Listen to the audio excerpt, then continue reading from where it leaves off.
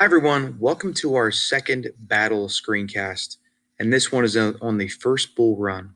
And the theme here is that rookie mistakes were taking on veteran discipline in this battle.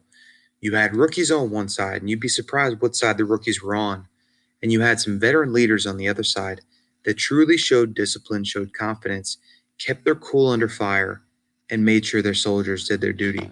So this first Bull Run battle happens on July 21st of 1861 and is the first big time battle within the Civil War.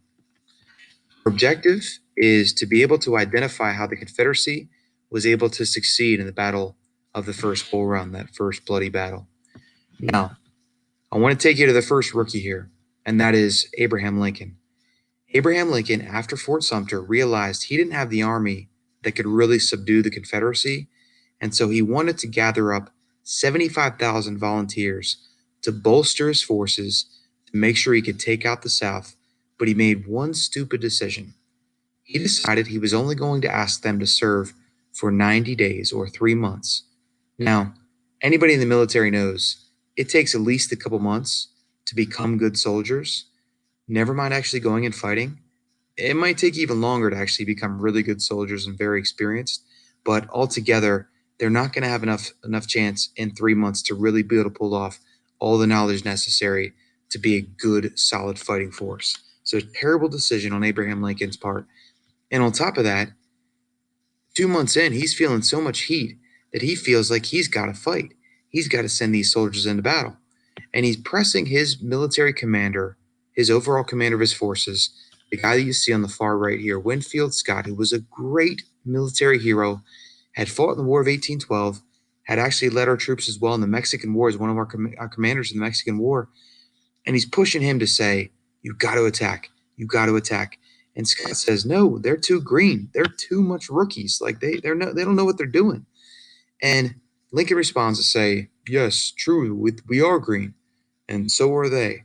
And it's an absolutely stupid comment because it's like saying, "Hey, let's roll the dice.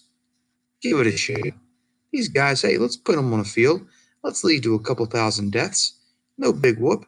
What if it ends up being the end of the war? Like maybe we win, maybe we lose. It's absolute stupidity. You should know you really have a good shot going into a battle before you put your soldiers in there. You should not be willing to sacrifice life." And Lincoln just shows that he's a complete rookie right here and has no idea what he's really doing, at least at this point of the war. I like Lincoln, but in this moment, it is not a stroke of genius what he's doing here in this battle.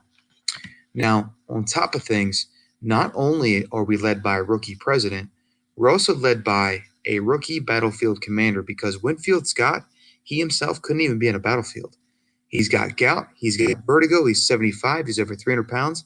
The guy's a bit of a mess at this point in his life, despite the fact that he's a great American hero. So he puts a guy by the name of Irvin McDowell in as his battlefield commander. But McDowell never led a group larger than 100 soldiers ever before, and now he's going to lead 35,000 soldiers? Give me a break. The guy has no idea what he's doing, and basically the Union just doesn't have any good leaders to be there on the field leading those men. Now, the battle's going to take place 45 miles to the southwest of Washington, D.C., and the plan here for the Union is they're going to storm through the Confederate forces that are at that railroad junction at Manassas, Virginia, and then they're going to push down and take that Confederate capital of Richmond, Virginia. So finish the job, win the war. They think they can do this thing real easy, real quick within 3 months. War done, battle over, war over. See ya. Abraham Lincoln wins, it's over. But that's not the way it's going to go down. Now, when they decide to start marching on July 16th, all of a sudden they realize these guys really don't even know how to march well. They end up stopping too early to set up their tents. They're foraging for blackberries. They stop to rest because they're too tired. And altogether, a march that should take them about 2 days takes them 5 days. They finally get all their forces there on July 21st, but they are way too late. And so, once again, rookie mistakes really are what's plaguing this entire thing. The Confederates, meanwhile, have PGT Beauregard, the hero of Fort Sumter, who's now here at Manassas, and he's placed their 22,500 men at perfect placements, right at all the crossings of Bull Run Creek. They know the Union's going to be aggressive, and all they have to do is play defense. They just have to wait on the Union. And so PGT places them at every place where the Union's going to try to cross. And so he's just watching and waiting, and they're ready for it. And at the same time, it certainly would help the South if they could get the additional 10,000 soldiers from Thomas Jackson and Joseph Johnson, who are out towards the western side of Virginia. Thomas Jackson's going to be a pretty hard-line guy here. He's going to make these men march about 20 miles a day, a 60-mile march over 3 days, and then they got to catch a train in West Virginia just to get to Manassas on time to try to save their nation. But they pull it off. And it's especially significant that the North took so long to get there because Jackson would not have made it. They had to go so far to make it that if the Union would have got there earlier, Jackson would not even be in this battle. A side note here, too, is that the original Confederate commander is Joseph Johnson. He's accompanying Stonewall Jackson's forces here, so he gets to the battle late, just like Thomas Stonewall Jackson gets here late. And so Joseph Johnson, not Robert E. Lee, is the first Confederate commander. He gets this position because he had a slightly higher rank in the Union Army when he and Lee both defected. And so he is installed as the first Confederate overall commander, the highest leader in the Confederacy. Now, the Union, when the fight actually starts on July 21st, they do pretty well. They get close, they get to the final hill. The final hill is called Henry House Hill.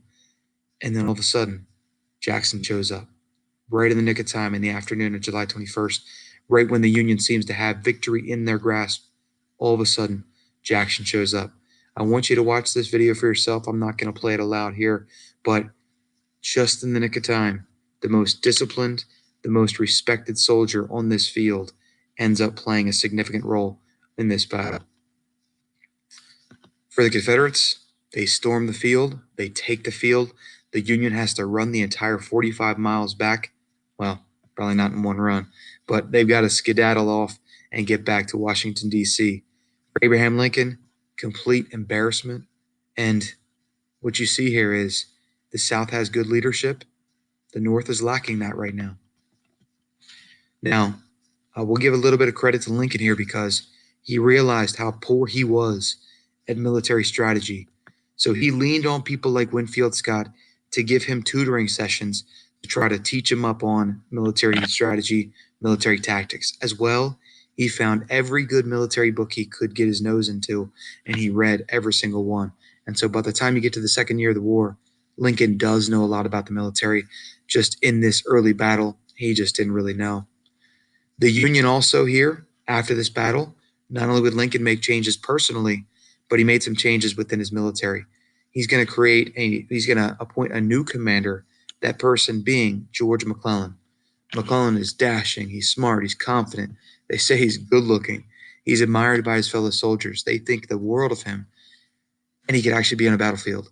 He's well enough that he can actually be there leading his soldiers. He seems to be the perfect pick. We'll see if he is. So this first bloody battle, you have about 5,000 casualties in this battle.